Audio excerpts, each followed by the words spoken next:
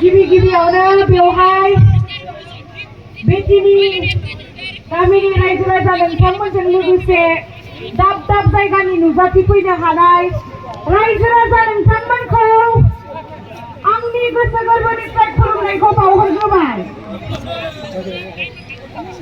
नोंथांमोना आंनि मोसानायखौ नायगोन ना?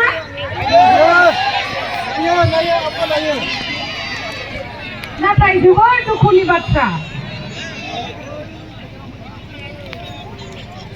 आंहा प्रेक्टिसबो खालामनाय जायासै आरो लोगोसे डान्सारफोराबो फैयासै।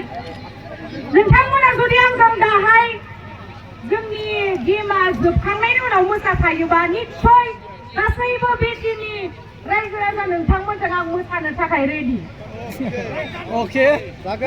Okay, thank you. So, all बेटिनि क्लाबनि youth क्लाबनि नोंथांमोनखौ आङो साबायखर बावहरो आंखौ बेसिम इनभाइट खालामनानै लाबोनायनि थाखाय।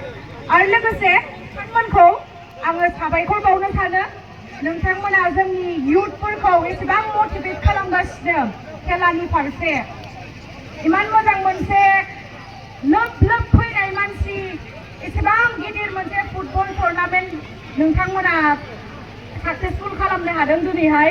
स' बिनि थाखाय आंनि गोसो गोरबोनिफ्राय साबायखर नोंथांमोननिसिम। जाहाथे जोंनि youthफोरा फुटबलखौ बा फुटबलजों गावनि केरियारखौ मोजां खालामनो हायो, आं बेखौनो हास्थायो। आरो जोंनि गेजेरावबो हलिचरन नार्जारी आरो दुर्गा बर'मोन बायदि आरो उजिबावनांगौ, नंगौना नङा रायजोफोर? दाहाय मोसागोन ना? मोसागोन। स' एसेबां सान्दुं गोसायाव गथ'फोरा गेलेबाय आरो आं हास्थायो बिथांमोननि जिउआ गोबां साक्सेसफुल जायो फुटबल केरियारखौ लानानै, आं बेखौनो आसा खालामो। स' आं बारा गोलाव बुंबाय थाला, एसेबां गरमबो, दा नोंथांमोनाबो जोबजासिम नायलांदो।